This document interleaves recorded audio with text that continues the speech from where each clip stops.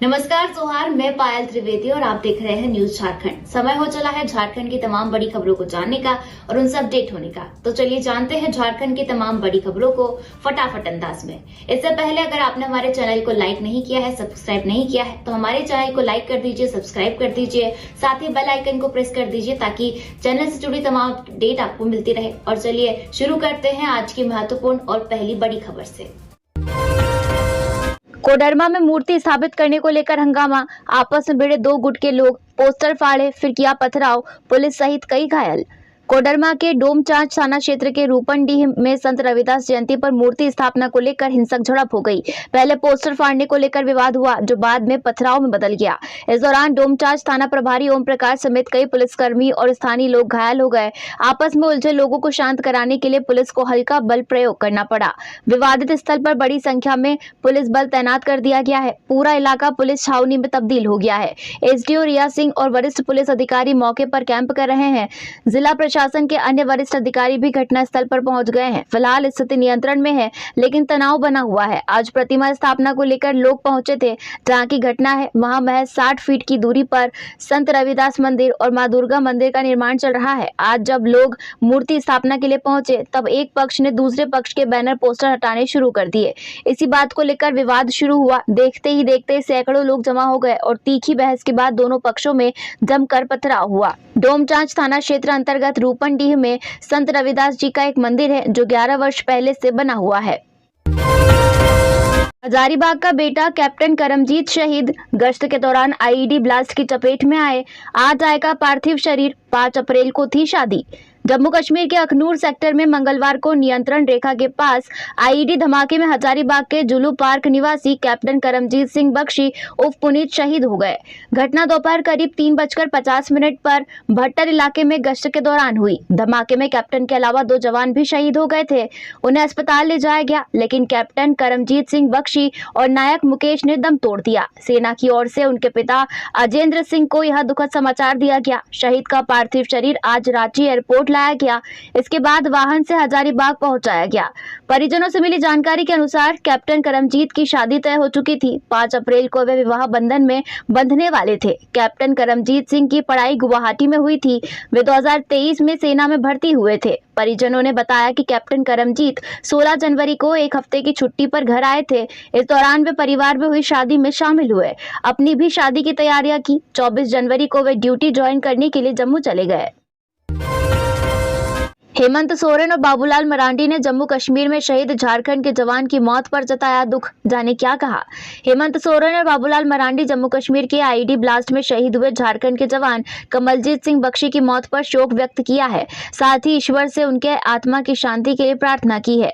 मुख्यमंत्री हेमंत सोरेन ने अपने एक्स हैंडल पर पोस्ट कर लिखा कि जम्मू के अखनूर में सर्च ऑपरेशन के दौरान झारखंड से कैप्टन करमजीत सिंह बख्शी और सेना के एक और जवान के शहीद होने की दुखद खबर मिली। उन्होंने लिखा कि मरांग बुरु शहीद जवानों की आत्मा को शांति प्रदान कर शोकाकुल परिवारजनों को दुख की यह विकट घड़ी को सहन करने की शक्ति दे। वहीं बीजेपी नेता बाबूलाल मरांडी ने लिखा कि जम्मू कश्मीर के अखनूर सेक्टर में हुए आईईडी विस्फोट में सेना के जवान हजारीबाग के बेटे कैप्टन करमजीत सिंह बख्शी के शहीद होने की सूचना से मन अत्यंत व्यथित है। ईश्वर दिवंगत आत्मा को शांति प्रदान करे और शोक संतप्त परिजनों को यह अपार दुख सहन करने की शक्ति दे। कृतज्ञ राष्ट्र के रूप में हम सदैव करमजीत जी की शहादत के ऋणी रहेंगे। अब बिना आधार लिंक के भी मिलेगी मैया सम्मान योजना की राशि। जानिए पूरी डिटेल। मुख्यमंत्री मैया सम्मान योजना के तहत लाभुक महिलाओं को 31 मार्च तक बिना रुकावट राशि मिलती रहेगी, भले ही उनका बैंक खाता आधार से लिंक ना हो। हालांकि सभी लाभुक महिलाओं को 31 मार्च तक अपने खाते को आधार से जोड़ने की प्रक्रिया पूरी करनी होगी। सरकार ने आधार लिंक से जुड़ी परेशानियों को जल्द सुलझाने का भरोसा दिया है। मुख्यमंत्री हेमंत सोरेन ने इस प्रस्ताव को मंजूरी दे दी है। पहले सरकार ने 31 दिसंबर 2024 तक खाता आधार से लिंक कराने की समय सीमा तय की थी। अगस्त 2024 में हुई कैबिनेट बैठक में 21 से 50 साल तक की महिलाओं को योजना का लाभ देने का फैसला लिया गया था। तब यह तय हुआ था कि जिनका खाता आधार से लिंक नहीं है उन्हें भी इस योजना का लाभ मिलेगा, लेकिन 31 दिसंबर तक सभी को यह प्रक्रिया पूरी करनी होगी। लेकिन बड़ी संख्या में लाभुक महिलाओं के खाते आधार से लिंक नहीं होने के कारण सरकार ने इस समय सीमा को 31 मार्च तक बढ़ा दिया। योजना के तहत राज्य के 24 जिलों में लाभुक महिलाओं की संख्या 59 लाख के करीब पहुंच गई है। लेकिन कई जिलों जैसे बोकारो, हजारीबाग और पलामू में गड़बड़ियों की शिकायतें मिली है।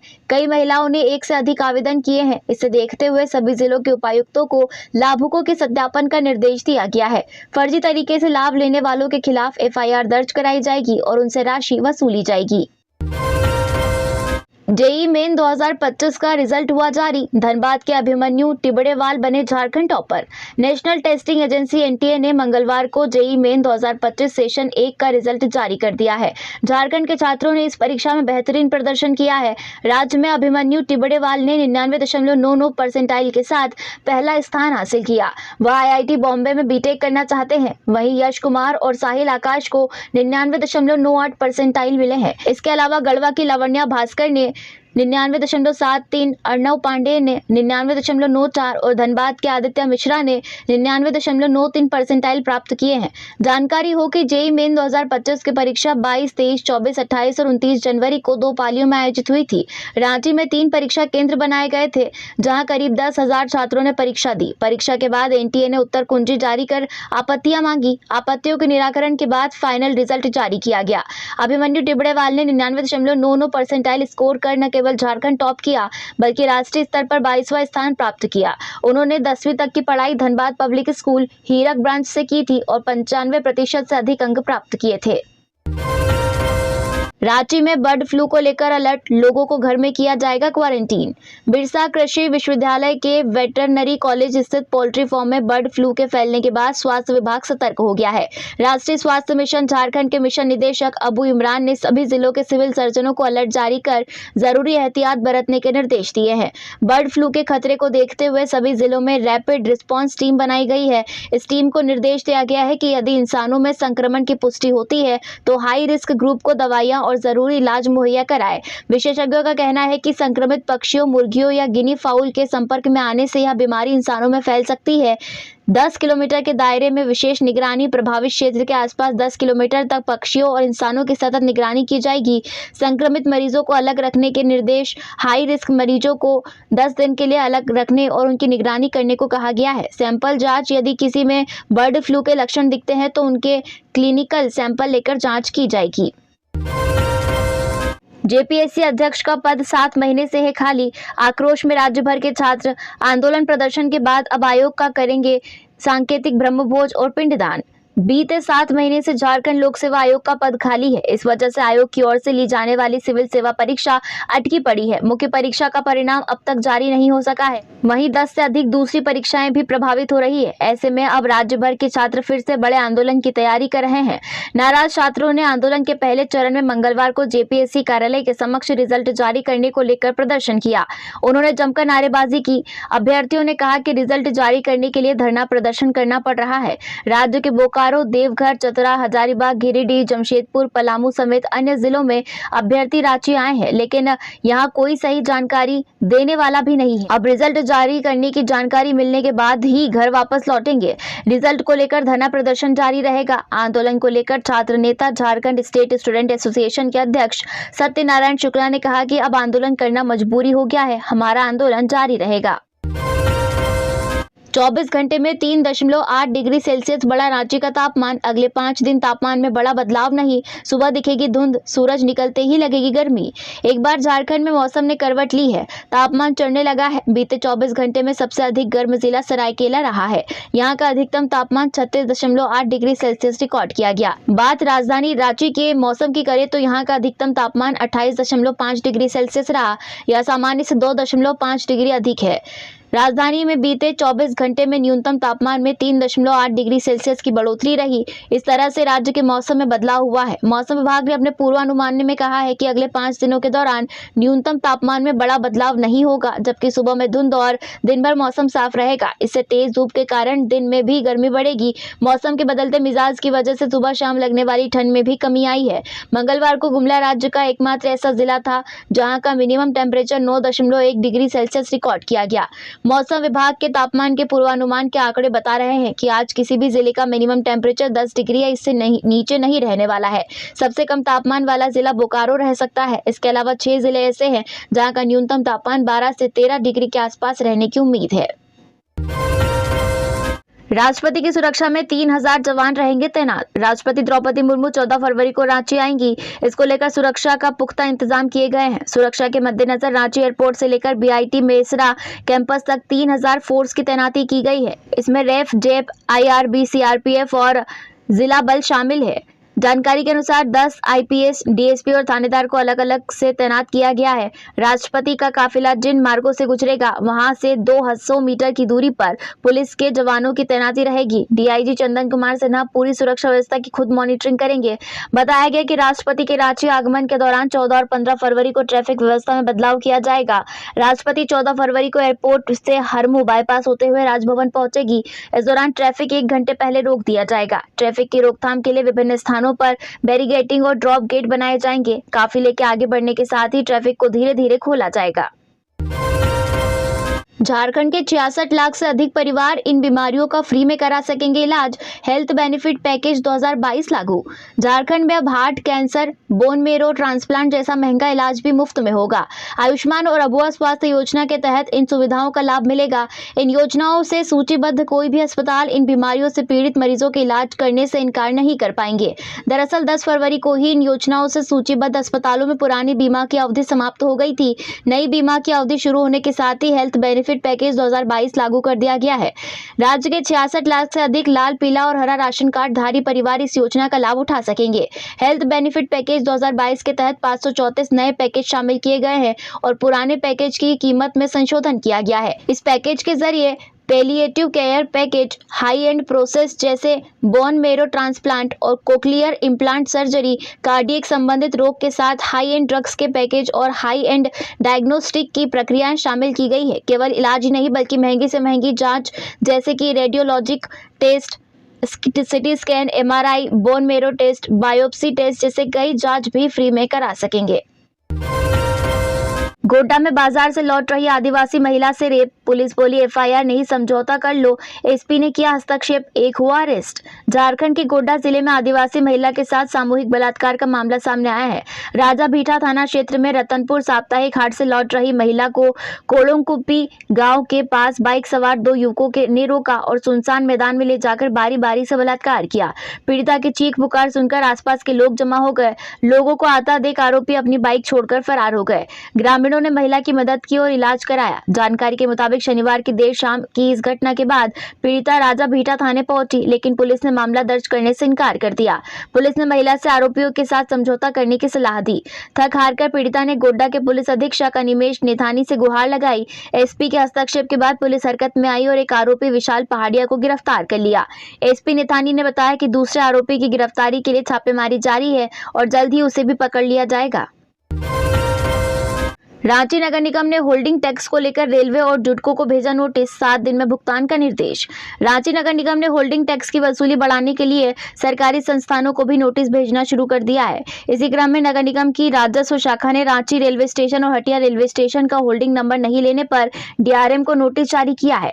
निगम ने नोटिस में स्पष्ट किया है कि नगर पालिका अधिनियम के तहत निगम अपने क्षेत्र के सभी भवनों से होल्डिंग टैक्स वसूल कर सकता है। रेलवे द्वारा अब तक अपनी संपत्तियों का होल्डिंग नंबर नहीं लिया गया है, जिससे कर निर्धारण नहीं हो सका है। निगम ने रेलवे को निर्देश दिया है कि वह स्वयं अपनी संपत्तियों की मापी कर टैक्स की गणना कर 7 दिनों के अंदर भुगतान करे। ऐसा नहीं करने पर नगरपालिका अधिनियम के तहत निगम कार्रवाई करेगा। झारखंड में 54 कंपनियों ने सोलर पावर प्लांट लगाने का दिया प्रस्ताव, 3200 करोड़ का होगा निवेश, बढ़ेंगे रोजगार के अवसर।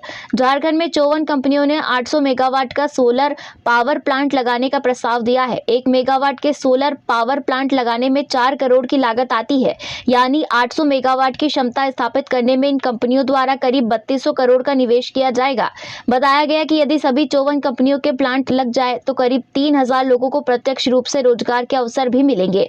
जेरेडा द्वारा पिछले दिनों जारी निविदा में कंपनियों से इच्छा की अभिव्यक्ति मांगी गई थी। इसमें 54 कंपनियों ने न्यूनतम 1 मेगावाट से लेकर 250 मेगावाट क्षमता के प्लांट लगाने का प्रस्ताव दिया है।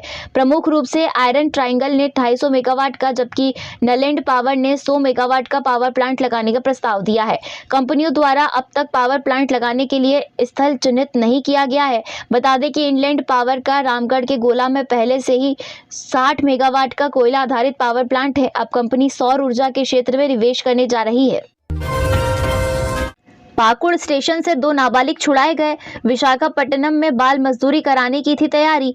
बेंगलुरु एक्सप्रेस से बिहार का तस्कर भी अरेस्ट। पाकुड़ रेलवे स्टेशन पर आरपीएफ की टीम ने 3 नाबालिग बच्चों को मानव तस्करी का शिकार होने से बचाया है। टीम ने बेंगलुरु एक्सप्रेस से 3 नाबालिग बच्चों के साथ एक मानव तस्कर को गिरफ्तार किया है। आरोपी की पहचान बिहार के पूर्वी चंपारण जिले के पिपरा कोठी निवासी 22 वर्षीय गुड्डू कुमार के रूप में हुई है। आरपीएफ इंस्पेक्टर कुलदीप के अनुसार उन्हें बेंगलुरु एक्सप्रेस में नाबालिग बच्चों की तस्करी की सूचना मिली थी। इस पर तत्काल कार्रवाई करते हुए एसआई पी.के. चौधरी की टीम ने ट्रेन के D2 कोच में छापेमारी की। वहां एक संदिग्ध व्यक्ति 3 नाबालिग बच्चों के साथ मिला। पूछताछ में सामने आया कि आरोपी गुड्डू कुमार इन बच्चों को मुजफ्फरपुर से विशाखापट्टनम ले जा रहा था, जहां उन्हें मजदूरी के लिए लगाया जाना था। बच्चों को इस बात की जानकारी नहीं थी कि उन्हें कहां ले जाया जा रहा है। आरपीएफ ने मामला दर्ज कर आगे की कार्रवाई शुरू कर दी है। यह कार्रवाई बचपन बचाओ आंदोलन के तहत की गई, जो बाल श्रम और मानव तस्करी को रोकने के लिए चलाया जा रहा है। रांची के डोरंडा थाना में पदस्थापित सिपाही की मौत। राजधानी रांची के डोरंडा थाना में पदस्थापित एक सिपाही की बुधवार की सुबह मौत हो गई। मृतक सिपाही का नाम गजेंद्र कुमार यादव है। वह मूल रूप से गोड्डा का रहने वाला था। मौत के बाद पुलिस ने सिपाही के शव को पोस्टमार्टम के लिए भेज दिया है। पोस्टमार्टम रिपोर्ट के आने के बाद ही सिपाही की मौत के कारणों का पता चल सकेगा। हालांकि बताया जा रहा है कि गजेंद्र कुमार लंबे समय से बीमार चल रहे थे, साथ ही कई गंभीर बीमारी से भी पीड़ित थे। नप गए राज्य सेवा के 3 अफसर, चलेगी विभागीय कार्यवाही, एक को निंदन की सजा। पिछले 2 महीने में राज्य प्रशासनिक सेवा के 3 अफसरों पर गाज गिरी है। इन पर टेंडर में अनियमितता, मनरेगा में गड़बड़ी और स्ट्रीट लाइट खरीद में अनियमितता के आरोप लगे हैं। राज्य सरकार ने इन अफसरों पर विभागीय कार्यवाही चलाने का निर्देश दिया है। वहीं एक अफसर को निंदन की सजा दी गई है। अड़की की तत्कालीन प्रखंड विकास पदाधिकारी मेरी मड़की पर मनरेगा योजना के तहत मिट्टी मोरम पथ निर्माण योजना में अनियमितता बरतने, बिना कार्य किए राशि भुगतान कर वित्तीय अनियमितता करने, फर्जी मास्टर रोल बनाने, अभिलेखों को सही तरीके से संधारित न करने और योजनाओं के पर्यवेक्षण में लापरवाही करने जैसे गंभीर आरोप लगे हैं। राज्य सरकार ने इनके खिलाफ विभागीय कार्रवाई चलाने का निर्णय लिया है। झारखंड में खुलेगा वैदिक स्कूल, कांटी पीठ के शंकराचार्य हुए तैयार। झारखंड के बच्चे अब कर्मकांडी पंडित बनेंगे, फर्राटे से मंत्रोच्चारण करेंगे, वेदों की पूरी जानकारी होगी, शास्त्रों का अध्ययन करेंगे। दरअसल धार्मिक न्यास बोर्ड की कई सालों की तैयारी पर अब मुहर लग सकती है। कांटी कामकोटी पीठ के शंकराचार्य जगत गुरु स्वामी विजयेंद्र सरस्वती झारखंड में वैदिक स्कूल संचालित करने को तैयार हो गए हैं। कांटी पीठ की ओर से झारखंड के धार्मिक न्यास बोर्ड को इससे संबंधित पत्र भेजा गया है। कांटी पीठ झारखंड अपनी संस्था के खर्च से 2 वैदिक स्कूल चलाने के लिए तैयार है। झारखंड धार्मिक न्यास बोर्ड ने इसके लिए रांची और देवघर का चयन किया है। इसके लिए बस जमीन की जरूरत होगी। कांची पीठ ने स्कूल के लिए 2 से 3 एकड़ जमीन उपलब्ध कराने को कहा है। न्यास बोर्ड ने रांची और देवघर में बंद पड़े संस्कृत विद्यालय को चिन्हित किया है। बोर्ड की ओर से सरकार से आग्रह किया जाएगा कि यह जमीन न्यास बोर्ड को लीज पर दी जाए, जिससे वैदिक स्कूल खुलने का रास्ता साफ हो सके।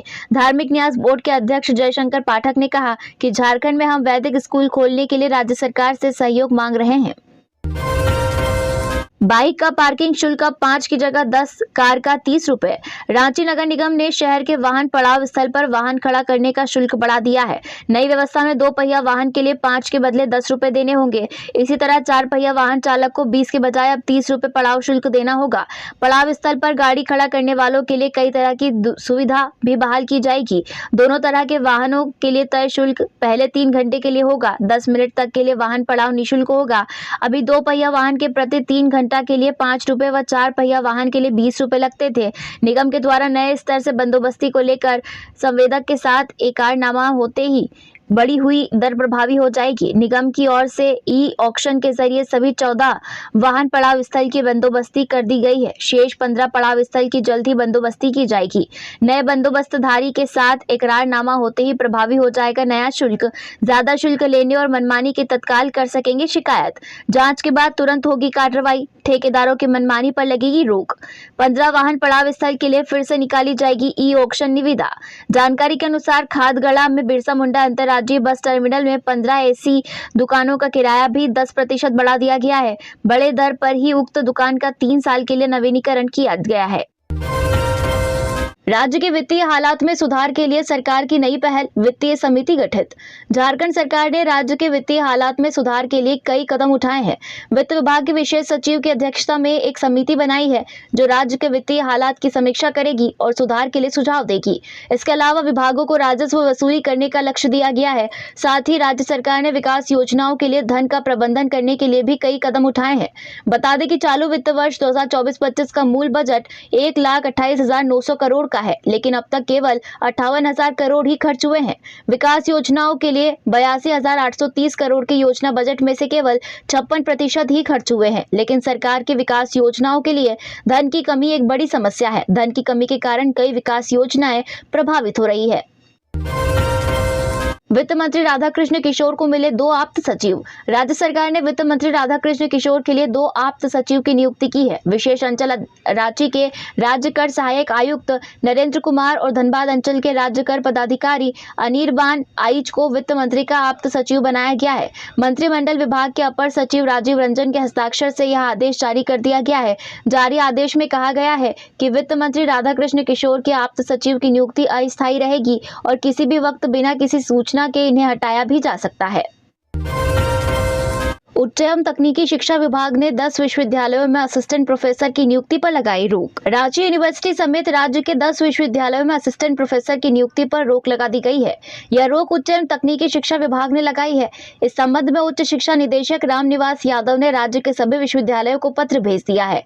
पत्र में कहा है कि रांची यूनिवर्सिटी में असिस्टेंट प्रोफेसर नियुक्ति के साक्षात्कार के लिए अभ्यर्थियों की मेरिट लिस्ट जारी की गई है। इसमें झारखंड के अभ्यर्थियों का समुचित अनुपात में नहीं है।